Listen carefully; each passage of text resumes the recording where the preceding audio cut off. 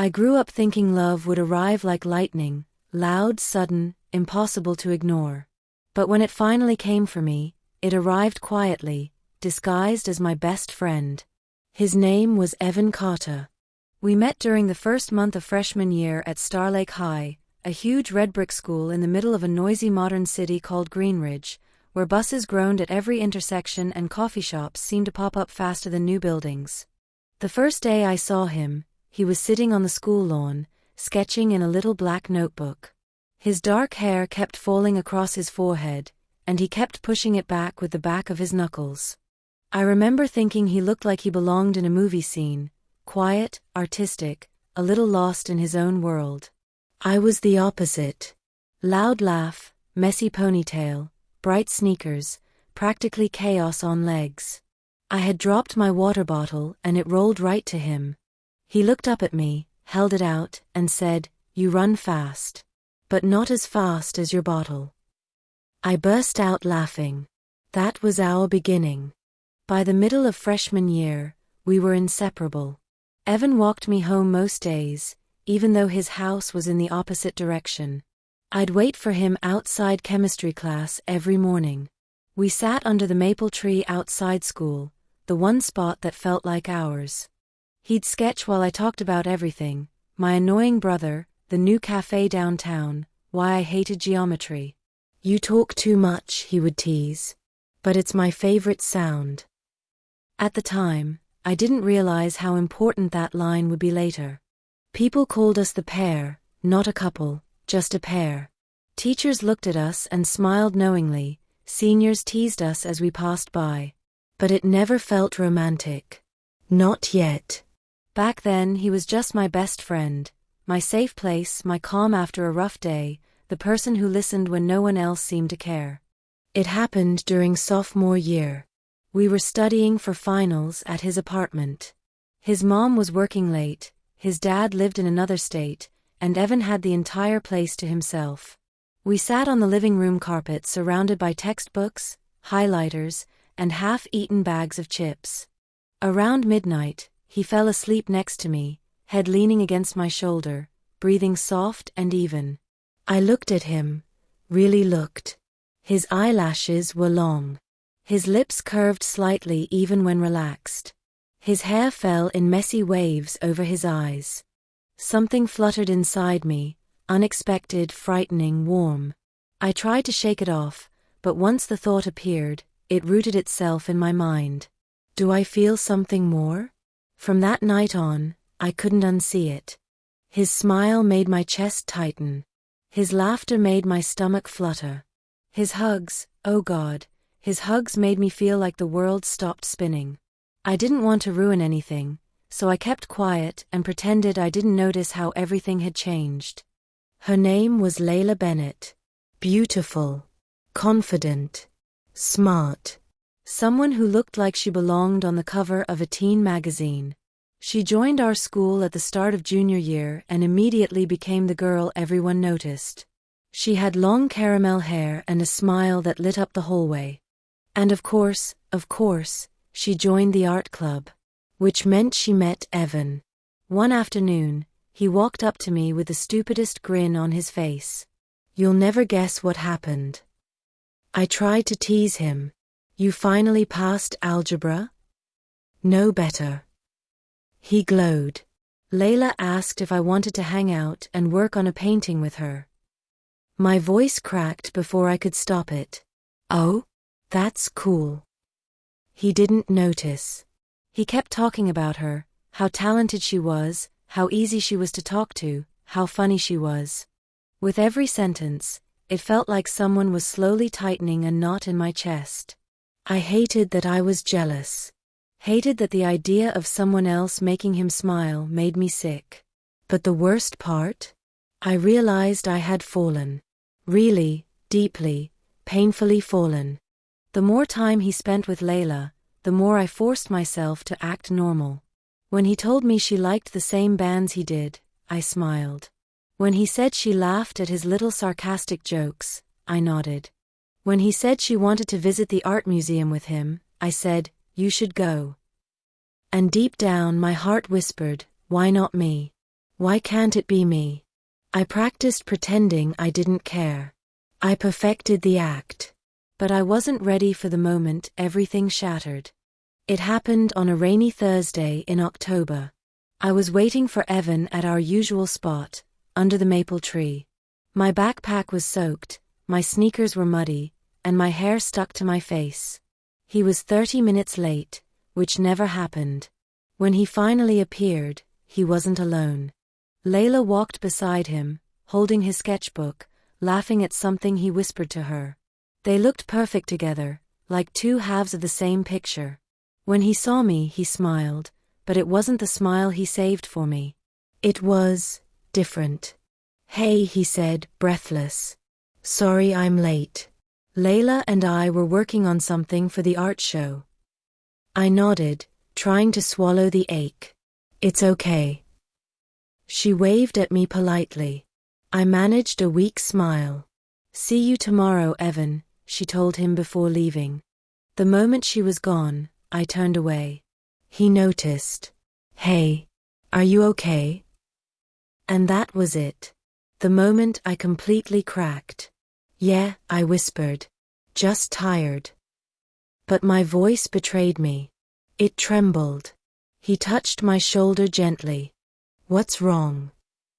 I looked at him, really looked, and everything inside me broke open. I miss us.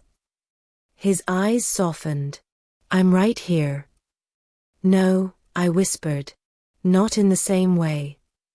Before he could answer, I walked away, tears burning down my cheeks.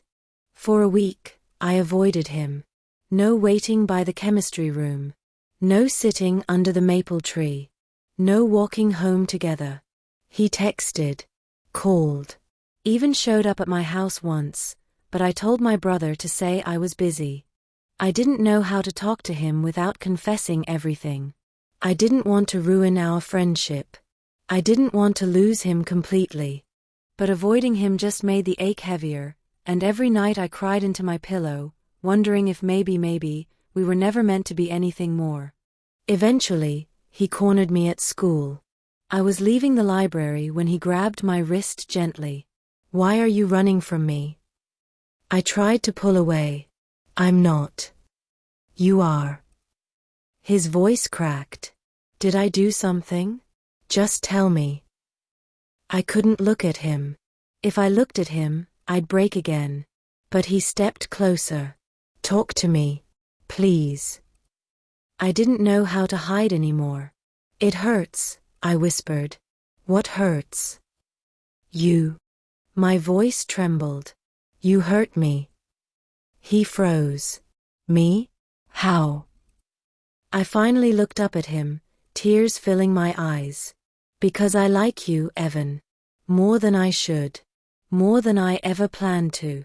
And watching you fall for someone else feels like I'm losing you. He stepped back slightly, stunned. I covered my face with my hands, ashamed. I know it's stupid. I know you like Layla. You don't owe me anything. I just needed to say it once. Silence fell between us, heavy, painful, unbearable. When I finally lowered my hands, Evan was still staring at me, eyes wide, as if he had been slapped. You think I like Layla? He asked quietly. My breath caught. Everyone sees it. It's obvious. He shook his head slowly, almost in disbelief. Then he whispered the one sentence that changed everything. I only ever liked you. I blinked at him, sure I had misheard. What? I said. He stepped closer, voice soft but steady. I only ever liked you. But you and Layla. She's just a friend. He took my hands in his. You're the one I looked for every morning. You're the one I waited for after class. You're the one who makes everything feel lighter. Warm tears slid down my cheeks. Then why didn't you? Because, he admitted with a shy smile, I thought you didn't feel the same. I didn't want to lose you. I laughed through my tears. We're both idiots. Big idiots, he agreed. And then gently, he pulled me into his arms. It wasn't a romantic movie kiss. It wasn't fireworks or dramatic music.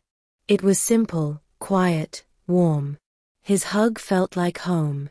After our confession, everything changed. We still sat under our maple tree, but now our hands brushed on purpose. He still teased me, but now his eyes lingered longer.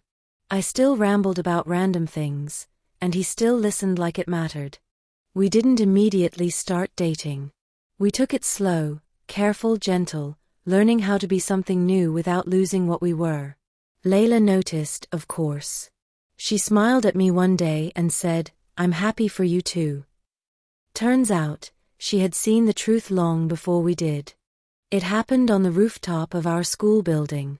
We had stayed late finishing a group project, and the janitor had forgotten to lock the roof door. The city lights glowed below us, scattering reflections across the shiny windows of nearby buildings. Evan stood beside me, hands shoved in his jacket pockets, hair blowing in the cool wind. "I was scared," he admitted quietly, "that you'd disappear again." "I won't," I said. "Not unless you stop liking me." He turned toward me, eyes warm and soft. "That won't happen." And then slowly, nervously, beautifully, he leaned in. Our first kiss wasn't perfect. Our noses bumped. My heart raced too fast. But it was real, honest, ours. When we pulled away, he smiled that familiar crooked smile. "I should have kissed you years ago."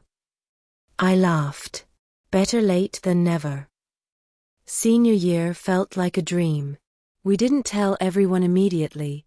People figured it out on their own. The way he held my hand in the hallway, the way he wrapped his arm around me during lunch, the way we shared earphones while studying. We still fought, still argued over stupid things, still stressed about college applications. But every fight ended with us talking things out, learning each other, growing up together. Evan applied to an art school in the city. I applied to a journalism program nearby. We promised we would try, really try, to make it work. And for once, I believed we could. On graduation morning, Evan tucked a small sketch into my hand. It was a drawing of us, freshman year version of us, sitting under the maple tree. Below it he wrote, "You talk too much. But it's still my favorite sound." I looked at him with tears in my eyes. "This is perfect." "No," he whispered, kissing my forehead. "You're perfect." People say high school love never lasts. Maybe they're right. Maybe it won't. But standing there on graduation day, holding his hand, I realized something important. I didn't need to know the future. I just needed to know we were choosing each other, today, tomorrow, and every day we could. Our story wasn't lightning. It wasn't dramatic or chaotic. It was quiet, slow, built from years of shared jokes, forgotten textbooks, inside secrets, and unspoken feelings. It was friendship turning into love. And maybe, just maybe, that's the kind of love that lasts the longest.